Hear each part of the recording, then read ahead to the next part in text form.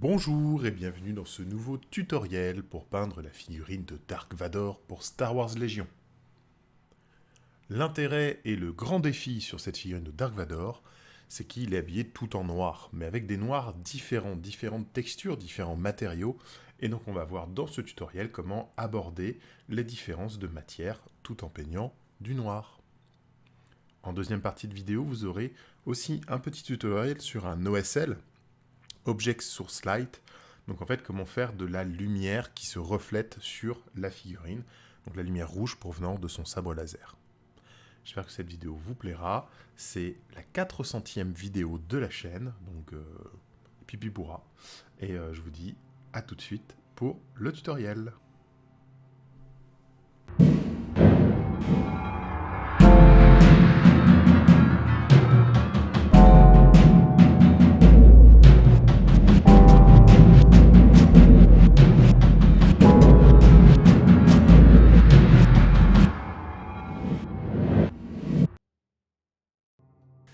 La figurine est intégralement sous-couchée en noir, puisqu'on va travailler quasiment que du noir, hein. Autant rester sur ça et nous faciliter le travail. Dans cette première partie de vidéo, on va se concentrer vraiment sur le noir, son armure, les différentes textures, hein, parce qu'on va avoir l'armure avec des parties laquées, on va avoir des parties dures, on va avoir du cuir, on va avoir du tissu, etc. Donc comment différencier ces différents matériaux juste avec le traitement et les teintes en restant sur du noir. Pour commencer, on va utiliser du noir, tout simplement. Donc là, c'est du noir Valero, mais vous pouvez utiliser n'importe quel noir. Il faut un noir vraiment basique, votre noir de base. Et là, je vais prendre un bleu marine foncé. Donc on va commencer à éclaircir le noir en le tirant légèrement vers du bleu. Donc j'ai mes deux couleurs que je vais mixer pour avoir une sorte de gris bleuté, et qui va être en fait ma couleur de base sur laquelle je vais commencer à travailler sur la figurine. Donc une fois que je suis satisfait de ma couleur, voilà, il me faut une couleur vraiment intermédiaire entre les deux, un gris foncé bleuté, et je vais commencer à peindre la figurine avec ça. Donc on va recouvrir quasiment toute la figurine, on va juste garder au niveau de la partie matelassée de ces vêtements, on va garder vraiment les creux en noir, hein, ça va aider à la lecture de la pièce. La figurine est plutôt bien gravée, donc c'est assez facile à peindre. J'avoue, je m'attendais à quelque chose d'un peu plus galère, à travailler que des noirs, que des textures et tout. Mais finalement, la figurine est bien, bien agréable à peindre. Ça se fait très facilement. Donc il n'y a que les creux les plus profonds qu'on ne va pas recouvrir avec ce gris foncé. Et si jamais vous débordez ou quoi, c'est pas grave, puisqu'on va revenir par la suite remettre des lignes de noir pour bien définir les zones. Voilà. Donc là, on va se concentrer sur toutes les parties qui sont vraiment tissues. Donc on va pas faire les bottes, le plastron, le casque. On va faire donc la cape. On va faire donc toutes les parties, comme je disais, un matelassé, les gants et l'espèce de tabard en fait qu'il a sous son armure. Une fois que c'est sec, je vais revenir avec les mêmes teintes, mais je vais rajouter un petit peu plus de bleu dans mon mélange. Donc vous voyez là, j'ai mon noir à gauche, j'ai mon bleu à droite, et j'ai mon mélange qu'au milieu. Et en fait, tout simplement, on va se décaler plus vers la droite dans ma continuité de couleur. Ou alors, je ramène plus de mon bleu vers le centre pour mon mélange. Et là, on va être un petit peu plus fin, on va commencer à définir les volumes en traçant des lignes, en se servant vraiment de la façon dont la figurine est sculptée.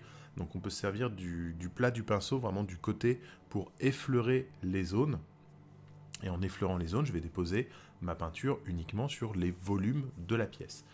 On peut encore faire un travail assez grossier à ce point-là, c'est juste qu'il va falloir faire attention, toujours sur la partie matelassée, mais qui est bien définie, donc c'est assez agréable à travailler. On peut juste venir tapoter en fait avec le plat du pinceau pour déposer des points plus clairs sur les parties molletonnées et garder le creux vraiment sombre. Voilà, on va bien définir les doigts et les plis de la cape, c'est une une cape qui est très arrondie. Donc on va essayer de travailler vraiment un beau dégradé. Et voilà. Petite astuce, hein, si vous avez du mal, c'est le cas pour moi, hein, à faire des dégradés très fondus, apportez de la texture, faites des lignes, faites des petits points en tapotant, etc. Et ça permet de masquer l'irrégularité de votre fondu. Et ça apporte la texture, c'est important pour les tissus, pour les métaux usés, pour les choses comme ça. En fait, c'est vraiment agréable d'avoir ces petites touches qui vont donner un petit peu de vie à la figurine. On refait la même chose avec toujours plus de bleu, hein. Vous voyez, là, je suis presque au bleu pur en fait à cette étape de travail. Et là vraiment, on va se concentrer sur les plis. Alors n'oubliez pas que les plis, quand il est, quand un élément est plié, surtout les éléments en V là qu'on voit sur le haut de son tabar, l'intérieur du V reçoit la lumière. Donc c'est l'intérieur du V qu'on va peindre. C'est pas forcément le relief. Voilà. Donc là, il faut commencer à penser les ombres, à penser la lumière et les ombres. Donc la lumière vient généralement du dessus. Si vous voulez vous faire un repère, vous pouvez mettre votre figurine sous une lampe. Vous prenez la figurine en photo quand elle est sous-couchée ou même quand elle est encore grise. Prenez votre figurine sous une lampe en photo et vous gardez cette photo comme repère si vous avez des doutes sur la pose des lumières quand vous travaillez. Voilà. Donc là, on va vraiment rééclaircir, on apporte encore des points de lumière quasiment bleu, ce bleu marine foncé pur. Alors, si on devait travailler avec des peintures Games Workshop, c'est un peu compliqué parce qu'ils n'ont pas de couleur vraiment correspondante. C'est peut-être le Dark Reaper qui irait le mieux pour ce bleu marine foncé. Voilà, Dark Reaper ou Incubi Darkness, mais l'Incubi Darkness est un petit peu trop saturé. Le bleu marine foncé est un peu désaturé, ce qui permet de faire ce gris foncé coloré, quoi. Sans que ça parte vraiment dans du bleu, en fait. C'est bleuté, c'est froid, mais c'est pas bleu pur, quoi. Voilà. Et justement, en parlant de froid, puisque c'est bleu, c'est froid, en fait, c'est un truc qui va être très intéressant à travailler, d'avoir cette texture plutôt froide, alors qu'on va travailler d'autres textures plutôt neutres, des textures plutôt chaudes, et surtout qu'on va apporter beaucoup de chaleur avec la luminosité du sabre laser par la suite. Maintenant, je vais prendre du Field Blue, et donc c'est un gris-bleu, encore une fois quelque chose de désaturé, hein, pas du bleu pur. Et je vais apporter mes derniers éclaircissements, comme ça, des pointes de lumière, vraiment. Donc légèrement diluées pour qu'ils se fondent un petit peu. Et je vais venir faire mes plis les plus proéminents, ceux qui accrochent le plus la lumière, et les petits points de l'armure matelassée. Maintenant, je vais prendre du Dryad Bark que je vais mélanger avec mon noir. Et en fait, je vais bien le diluer pour faire un petit lavis, pour aller mettre dans les creux comme ça de cette armure matelassée. Donc je vais pouvoir souligner à nouveau les creux en créant un contraste de température intéressant, puisqu'en ajoutant du brun, je vais avoir un gris qui est plutôt chaud, et le brun contraste bien avec le bleu que j'ai déjà posé. Le contraste est assez doux et pas très présent, tout simplement parce qu'on est sur deux couleurs désaturées, donc on va avoir juste un contraste, un léger même contraste de température, sans avoir de contraste de saturation. Donc voilà, donc là je vais en fait redéfinir mes ombres comme ça avec ce brun. Vous avez vu, j'ai pris du Dryad Bark de la gamme R. Alors il faut savoir que les peintures en gamme R ont souvent des pigments plus fins et sont plus dilués du coup pour pouvoir passer dans les aérographes. Donc j'aime bien quand il y a quelques couleurs comme ça que je prends en gamme R, parce que je sais que c'est des couleurs que je vais beaucoup utiliser en lavis, en dilution, etc. Donc je vais prendre directement dans cette gamme.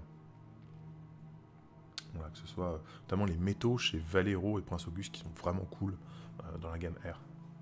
Maintenant, je vais prendre le Field Blue et du blanc. Donc là, c'est du Matte White Army Painter, mais n'importe quel blanc, n'importe quelle marque fera l'affaire. Et en fait, je vais venir poser mes lumières ultimes sur cette armure. Donc là, le travail en fait que je fais mes éclaircissements successifs du noir en rajoutant du bleu. Je mets ensuite un lavis pour réassombrir, pour redéfinir mes ombres que j'ai peut-être un petit peu débordées ou quoi machin. Ça permet de redéfinir les zones bien nettoyer en fait le travail précédent. Et ensuite je mets les dernières touches, les derniers points de lumière pour contraster avec le lavis que je viens de mettre. Là c'est un mélange en 50-50, c'est pour avoir ce bleu-gris très très clair qui va me permettre de faire... Et c'est vraiment des petites pointes là, quand je parle vraiment de points de lumière, c'est que ce sont vraiment des toutes petites touches. On va pas faire des grandes lignes, on va pas faire des grands aplats. C'est des petits points, je tapote avec le bout du pinceau, quoi. Maintenant, on va faire les parties dures de l'armure avec du noir, du Mechanicus Standard Grey et du Grey Cire. Bon, en gros, il vous faut un gris moyen, un gris très clair, presque blanc, et du noir. Peu importe lesquels vous choisissez d'utiliser. Là, on va attaquer les parties dures de l'armure, donc par exemple les bottes ou les choses comme ça. Et en fait, ça va être, je vais les faire d'abord avec le Mechanicus Standard Grey pur. je vais redéfinir les arêtes, ressortir les volumes, etc. Pour la collerette, on va faire des aplats, on va pas encore l'éclaircir, on va faire juste des aplats sur des parties spécifiques de la collerette. Donc là, on prend le modèle sous les yeux, puisque si vous regardez l'armure de Dark Vador, il a des parties qui sont plus claires que d'autres sur cette collerette. Et une fois que ça c'est fait, donc je fais mes aplats gris, alors c'est 1 sur 2, mais il faut bien commencer par le bon, pour pas que ce soit à l'envers. Une fois que ça c'est fait, sur ceux qui restent sombres, je fais mon éclaircissement toujours avec le Mechanicus Standard Grey. Alors pour le casque, pour éclaircir le casque, il y a des parties qui sont assez évidentes, hein. Toutes les parties très anguleuses, c'est très facile de venir avec le plat du pinceau pour les éclaircir. L'espèce de ligne qu'il a au milieu du casque, un peu façon kabuto japonais, très facile à rééclaircir, etc. Mais il y a toute la partie ronde, qui est pour moi c'est ma némésis, hein, les arrondis, surtout quand on fait la pose de lumière des NMM ou des choses comme ça. La partie ronde, c'est vraiment ma némésis, et du coup, ça va être un petit peu plus compliqué de venir poser les lumières dessus. Donc là, pareil, avec des références sous les yeux, on va poser ces traits de lumière, et là, je vais faire des allers-retours, en fait, avec mon Mechanicus Standard Grey. Je vais commencer à intégrer un petit peu de Gressir dedans pour vraiment l'éclaircir. Et du côté où il tient le sabre laser, on va dessiner, en fait, une ligne, tout simplement, qui va aller du haut, et on va essayer de garder bien la ligne sur la forme, en fait. Alors cette ligne, en fait, ça va être le reflet central du sabre laser sur le casque, puisque le casque va être très brillant. Donc on va vraiment dessiner cette ligne qui va être vraiment le centre d'un dégradé qui va aller des bords vers cette ligne-là, quoi. C'est vraiment un repère pour voir comment la lumière se pose. Ensuite, je viens avec le Gressir et je vais rééclaircir les arêtes les plus proéminentes de toutes les parties que j'ai déjà éclaircies avec le Mechanicus Standard Grey. Et là, selon les zones, si elles sont assez grandes, alors c'est assez petit la plupart des zones, mais s'il y a des zones un peu grandes et plates, comme sur le plastron par exemple, en fait, je vais diluer mon Gressir et je vais mettre un petit peu de Mechanicus Standard Grey avec, pour vraiment faire une transition plus propre. Donc là, on va faire des allers-retours entre le Mechanicus Standard Grey, le Gressir, un mélange des deux, un petit peu dilué, mais pas trop. Quand je fais vraiment des arêtes franches ou des points de lumière, je ne vais pas diluer, j'y vais vraiment avec la pointe du pinceau en Gressir pur. Enfin, voilà, là, ça va être, on va faire des petits allers-retours entre les techniques et entre les teintes. Donc voilà, pour le casque, je reviens faire la ligne de blanc, faire des petits points, faire des petits reflets comme ça donc je dépose des points en courbe, faire des petits reflets, et je reviens faire une ligne plus claire au centre de la ligne de gris que j'avais posée. Et ensuite, je vais mélanger mon Mechanicus Standard Grey avec le noir, que je vais un peu diluer, et je vais revenir, comme tout à l'heure, réaffiner en fait les ombres avec ce mélange plus sombre. En fait, je vais adoucir mes transitions en Mechanicus Standard Grey avec ça, et ensuite je pourrais même faire des lignes de noir pur dans les creux pour bien définir les ombres. Maintenant, je vais venir avec le Gressir, le Heavy Sun Scarlet, le Calgar Blue et le Lupercal Green. Alors pourquoi je mets tout ça à la fois? En fait, on va faire des petits boutons sur le torse de Dark Vador. Donc il va y avoir des boutons bleus, des boutons rouges, des boutons blancs et des boutons verts. Voilà. Et tout simplement, en prenant ces couleurs avec le Gressir, je vais juste poser une pointe de la couleur et puis rééclaircir en le mélangeant directement avec du Gressir. Donc comme ma figurine était sous-couchée en noir, le plus simple, ça va être de poser du Gressir en fait directement sur mes boutons. Comme c'est de la couleur base de Games Workshop, c'est de la peinture qui accroche bien, même sur du blanc, même sur du noir, pardon, même sans avoir à faire des gros pâtés ou quoi. Donc très facile pour remettre des petits détails en exergue comme ça. Et une fois que j'ai posé mes trucs, alors pareil, photo de référence sous les yeux pour voir quel bouton est de quelle couleur, etc. etc. Comme a priori le costume de Vador change d'un film à l'autre, il y a des petites modifications, des petits détails qui changent. Comme là, je fais un Dark Vador pour la force Blizzard, donc qui est la force armée qui intervient sur Hoth. Je prends des images tirées de l'Empire contre-attaque de la séquence sur Hoth pour être sûr d'avoir les boutons au même endroit. Il y a peut-être un bouton rouge qu'il faut enclencher pour être en mode survie dans la neige, quoi. Donc voilà. Et donc je vais simplement repeindre. Donc je base le bouton en Gressir comme si c'était du blanc. Je mets ma couleur. mélange ma couleur avec une pointe de Gressir pour venir faire un petit éclaircissement sur le bouton, et c'est tout. Je reviens ensuite avec mon noir, et là je vais bien le diluer, tout simplement pour le repasser sur cette plaque pectorale, bien le repasser entre les boutons, etc. Donc là, j'hésite pas, je passe avec le noir dilué. Si je déborde un petit peu sur les boutons, vous passez juste un petit coup votre doigt dessus pour enlever le surplus. Normalement, ça vous récupérez la couleur. Il faut vraiment le faire tout de suite. Si c'est bien dilué, il n'y a pas de problème. Maintenant, je vais prendre du Deep Red de chez AK Interactive. Voilà, donc la gamme AK, je la trouve vraiment chouette.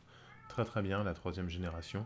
Et là, en fait, ça va. Vous pouvez prendre un Mephiston Red ou voilà, un rouge, en fait, base, qui permet de bien tenir, même sur une surface noire. Voilà, là, le truc, vous voyez, hop, je fais un passage, ça tient bien. Par sécurité, j'en fais quand même 2. Enfin, je remets un autre passage un petit peu dilué une fois que c'est sec pour bien avoir une base uniforme. Et voilà, ça rend bien. On peut se contenter de ça. Voilà, le sabre laser juste rouge comme ça marche déjà pas mal. Si vous voulez, on va aller un petit peu plus loin pour essayer d'avoir cet effet vraiment laser de Dark Vador. Ce qui est intéressant dans Star Wars avec leur sabre laser, c'est quand même que c'est un sabre fait de lumière, donc il va éclairer aussi autour de lui. Donc dans cette partie-là, on va voir comment traiter le côté lumineux du sabre. Alors malheureusement, on ne pourra pas faire comme dans les films, comme dans l'illustration, comme tout ce qui va être vu en fait en 2D avec le milieu très blanc et les bords uniquement en couleur. C'est pas faisable à l'échelle d'une figurine parce que votre figurine, elle est en 3 dimensions. Du coup, vous avez un cylindre, ça va pas être possible de faire ça. Mais on va essayer de rendre un effet intéressant, vous allez voir. C'est un parti pris graphique, à voir si ça vous plaît ou pas. Toujours est-il que, peu importe comment vous faites votre sabre, la partie ensuite sur la lumière devrait vous intéresser. Donc là, je vais simplement prendre du blanc.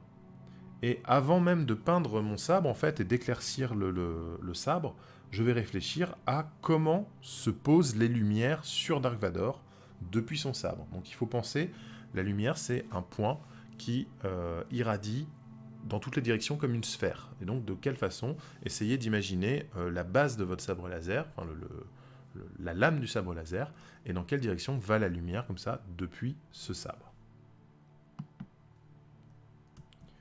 Donc en imaginant comme ça, là, c'est un peu difficile, il faut essayer de se projeter et tout, donc voilà. Mais en imaginant comment la lumière serait partie, je vais exagérer en fait les plis qui vont recevoir la lumière du sabre laser, pour vraiment avoir quelque chose de très blanc.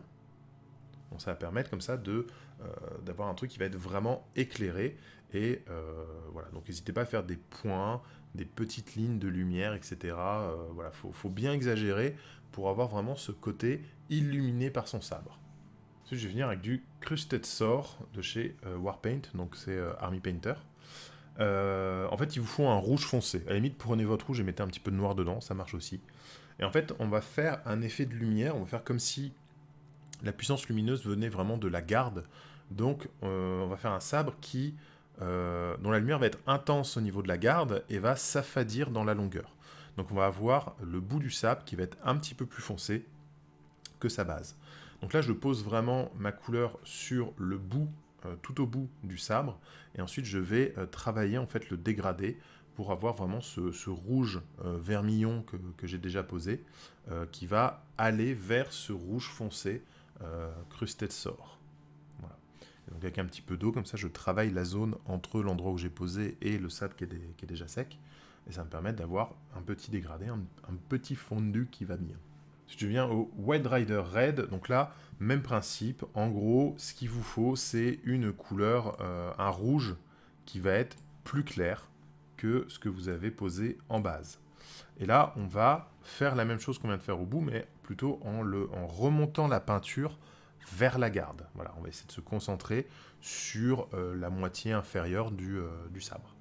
Je viens au Troll Slayer orange et je continue, pareil, donc là on n'est plus que dans le dernier quart du sabre en fait, et je continue à faire ce petit dégradé. Pareil, si votre dégradé n'est pas super smooth, vous inquiétez pas, on va revenir affiner ça par la suite. Donc je mets du orange, on commence à avoir ce dégradé avec le rouge foncé au bout, ce rouge presque incandescent au niveau de la garde. Je vais mélanger mon Troll Slayer maintenant avec du blanc, et pareil, dans une zone encore plus restreinte, bien diluée, je vais venir faire vraiment la base de la lame du sabre laser. Voilà, et je vais poser en fait de plus en plus de blanc dans mon mélange pour avoir vraiment ce côté incandescent à la sortie du manche du sabre. Je reviens ensuite avec mon Deep Red que je vais bien diluer pour faire un glacis afin de mieux fondre les parties, hein, notamment le bout avec le rouge foncé n'était pas foufou.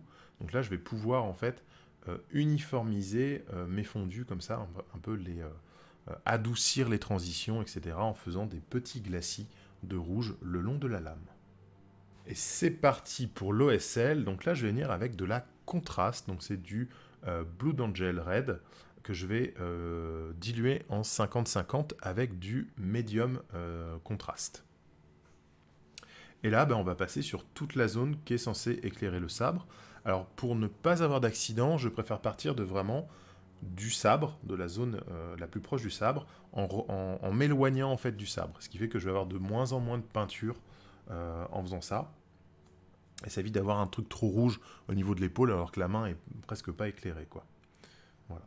Et donc je vais remonter comme ça le long de la main, je vais faire au niveau de la cape, du torse, etc. Donc on va rééclaircir, petites choses comme ça. Donc vous voyez, je marque pas trop, j'ai quelque chose d'assez translucide pour ne pas trop marquer. Et en fait, je vais faire ça en plusieurs passages, en laissant bien sécher à chaque fois, en intensifiant de plus en plus, et je peux insister sur des zones, justement, pour avoir des zones plus rouges, pour avoir vraiment de ce côté reflet. Donc, je vais faire plusieurs passages, je vais même remettre un petit peu, à un moment dans mon mélange, un petit peu de Blue Angel Red sans médium, pour intensifier un petit peu plus mon filtre, et travailler comme ça par glacis que je vais superposer en laissant bien sécher à chaque fois, superposer sur mes trucs. Donc comme j'ai déjà travaillé mes éclaircissements et que j'ai rehaussé tout à l'heure avec le blanc les parties éclairées par le sabre, on a vraiment ce rouge comme ça qui va prendre de l'importance sur toutes les parties éclaircies, qui va en plus profiter des dégradés du noir, gris, blanc pour vraiment se répandre comme ça sur la figurine. Je vais encore une fois revenir avec le Deep Red et en fait je vais pareil faire des glacis pour intensifier des zones vraiment très importantes, donc les zones les plus proches du sabre, afin d'avoir vraiment un rouge très important à certains endroits, quoi. Donc c'est vraiment histoire de fignoler, voilà, on va refaire quelques angles, soit des endroits où finalement mon traitement de l'éclaircissement et du blanc n'était pas suffisant, et du coup en passant le glacis de contraste rouge, ça n'a pas suffisamment en fait pris l'éclaircie, et du coup je vais pouvoir comme ça souligner en ayant quelque chose qui soit un petit peu plus dense que la contraste. Je reviens maintenant avec du blanc pur, et en fait on va venir refaire des petits détails, des petits boutons, des petits éclaircissements. Je vais même refaire une légère ligne de blanc pur sur la base du sabre, et je peux intensifier les endroits où j'avais vraiment fait un rouge très important. Je vais refaire un petit glacis, encore une fois, un petit glacis de blanc pour donner un côté lumineux à ce rouge. Une fois que j'ai fait le blanc, je reprends le noir, tout simplement. Et en fait, on va venir souligner maintenant des ombres. En fait, on va pouvoir marquer des ombres portées maintenant qu'on a placé la lumière. Je vais vraiment assombrir un petit peu plus ce qui est à l'opposé du sabre. Voilà.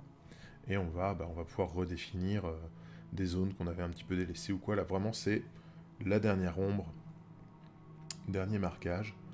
Et vraiment, en intensifiant, du coup, l'ombre à l'opposé de la lumière, ça permet d'avoir un rendu très contrasté. On va vraiment croire à cette lumière, quoi. Donc n'hésitez pas, s'il y a un gros pli présent à un endroit, voilà, si le pli, en projetant de la lumière vers ce pli, le pli fait une ombre sur le reste du bras, mettez du noir à cet endroit-là. Ça va vraiment permettre de croire encore plus à la lumière que vous avez créée. On va prendre l'Art Coat ou un vernis brillant qu'on va légèrement diluer, et en fait on va faire ces parties extrêmement brillantes sur la figurine de Dark Vador. Donc il y a son casque, il y a son gorgerin, là, son petit plastron, qui sont très très brillants, Donc voilà, donc je vais les passer directement au vernis brillant pour vraiment avoir ce côté reflet. Alors il y a deux écoles sur ça. Moi j'aime bien mettre le vernis brillant, ça me permet de jouer sur les différentes textures.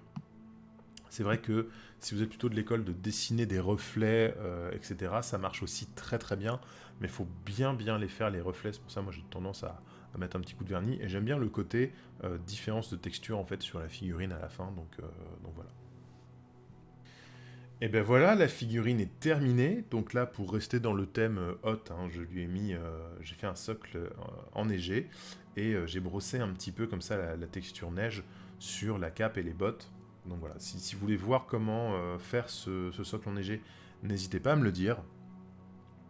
La pose de la lumière rouge était un petit peu galère sur le socle, puisque comme j'ai fait la lumière sur base euh, de glacis, de contraste, etc., en fait, la texture neige absorbe la peinture, donc du coup c'était assez difficile à faire, mais je crois que je m'en suis pas mal sorti en rebrossant un petit peu en blanc pour atténuer l'effet rouge, donc voilà. Je suis très content de cette figurine, j'espère qu'elle vous plaira. Ce que j'aime bien, c'est que la direction de la lumière est vraiment importante, parce que sur toute une partie de la figurine, on ne remarque pas qu'il y a le rouge qui vient dessus, et quand vraiment on la tourne pour être dans la même direction que le sable, on voit qu'il est quasiment rouge. On voit presque que ça en fait sur le truc, alors qu'après quand ça tourne au niveau de la cape, etc., ou quand on le voit vraiment de face, on n'aperçoit pas son sabre.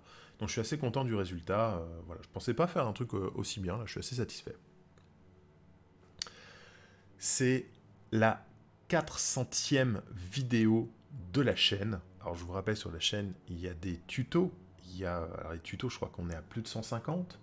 Il y a des lives, il y a des réflexions, il y a des vidéos sur des présentations de jeux, sur des découvertes d'univers, des choses comme ça. Voilà, mais 400 vidéos, c'est Dark Vador qui marque le coup, qui marque la 400e. Ça me fait super plaisir, et quand j'ai commencé la chaîne, je pensais pas en arriver là. Donc merci beaucoup de me suivre. C'est aussi grâce à vous. C'est vos commentaires, vos likes, vos vues, les petits messages que je reçois, etc., qui me donnent l'envie et la motivation de continuer. Donc merci beaucoup. Si vous avez envie d'aider la chaîne, il y a plein de façons de le faire. La façon la plus simple et la plus accessible de là où vous êtes, c'est de liker cette vidéo, la partager, en parler à des copains, la mettre dans des forums, dans des groupes, des choses comme ça. Et bien sûr s'abonner si ce n'est pas déjà fait. Et si cette vidéo vous a plu, il y a 399 autres vidéos qui doivent être au moins aussi intéressantes et qui pourraient vous plaire. Voilà. Donc plus vous regardez de vidéos, plus vous mettez de commentaires, plus vous mettez de pouces, etc., plus les productions que je fais sont mises en avant, plus ça fait plaisir de se dire que les 3-4 heures que ça m'a pris de créer ce tutoriel ne servent pas à 10 personnes, ne servent pas à 100 personnes, mais servent peut-être à 1000 ou plus. Donc voilà, faites péter le score de vues sur Dark Vador, parce que je pense que le tuto n'est pas compliqué, donc tout le monde peut réussir à le faire. Et je pense que c'est des techniques qui sont assez avancées, qui font peur, mais que finalement, en suivant bien le tuto, vous devriez y arriver, et je veux voir plein de Dark Vador super classe. Voilà. Si vous avez envie de me montrer vos figurines, que vous suiviez un tuto ou non, vous pouvez venir sur le Discord, hein. Tous les liens sont dans la description de cette vidéo. Sur le Discord, il y a une catégorie on suit des tutos, donc si vous avez suivi un de mes tutos, vous pouvez poster vos figurines et on peut en discuter s'il y a des remarques, s'il y a des choses qui n'ont pas été comprises dans le tuto, que j'ai peut-être pas bien expliqué, pas bien montré. C'est aussi l'occasion de pousser un petit peu plus loin la réflexion et de m'aider à faire des vidéos de meilleure qualité du coup. Ou alors tout simplement, si vous peignez, si vous n'avez pas autre chose, que ce soit avec des tutos ou pas, nous montrer pour en discuter. Voilà, la communauté de ce Discord continue de grandir de jour en jour, et c'est super plaisant, il y a une belle activité dessus, donc c'est chouette. Voilà. Et voilà. Donc si vous avez envie d'aider la chaîne, de m'aider moi, Grégoric, c'est simple, j'ai un Facebook, j'ai un Instagram, donc il y a le Discord, la chaîne YouTube, vous likez tout ce que vous pouvez, vous partagez à fond, vous me mettez des commentaires parce que les commentaires, mine de rien, ça regonfle la bloc et ça donne envie de faire encore plus de trucs. Et si vous avez envie d'aider financièrement la chaîne, c'est possible aussi grâce à Tipeee. Vous avez aussi le lien dans la description. Le Tipeee, il sert à acheter du matériel, à acheter des figurines, des peintures pour tester des trucs, tester des jeux. Tu vois, par exemple, le nouveau jeu de tel éditeur, comment ça fonctionne et tout, comment on y joue. Bah écoute, si j'ai de quoi l'acheter avec le Tipeee, je le prends et puis je t'explique. Voilà. Il y a plein de projets qui sont en cours. Il y a beaucoup de choses, des choses que je ne peux pas encore vous montrer, des choses qui prennent du temps à se mettre en place, des choses qui demandent beaucoup de travail en amont, beaucoup de travail de tournage et beaucoup de travail de montage. Mais voilà, il va y avoir un nouveau format aussi sur la chaîne. Ça continue, on va passer à 3 vidéos par semaine, c'est du grand n'importe quoi. On se retrouve sur les lives tous les lundis, toujours. Et voilà, et je pense qu'il y a pas mal. Moi, je suis très, très excité, je suis très content là, de faire cette 400e vidéo. Je suis très content d'avoir Dark Vador comme ça, qui est peint. Je suis très content du résultat de Dark Vador. J'espère qu'il vous plaira et j'espère que vous aussi, vous allez peindre des Dark Vador, que j'ai envie d'en voir partout. Voilà. C'est le premier tuto sur Star Wars Légion, mais ce ne sera pas le dernier. Voilà, je vous fais plein de bisous et je vous dis à très bientôt.